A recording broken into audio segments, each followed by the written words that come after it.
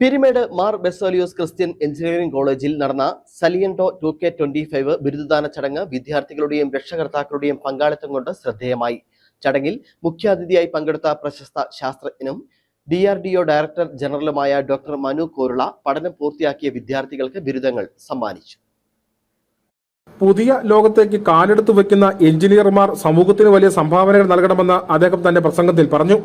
പഠനത്തിൽ മികവ് തെളിയിച്ച കോളേജിലെ മികച്ച വിദ്യാർത്ഥികളെയും ഡിപ്പാർട്ട്മെന്റ് ടോപ്പർമാരെയും ചടങ്ങിൽ മെഡലുകൾ നൽകി ആദരിച്ചു.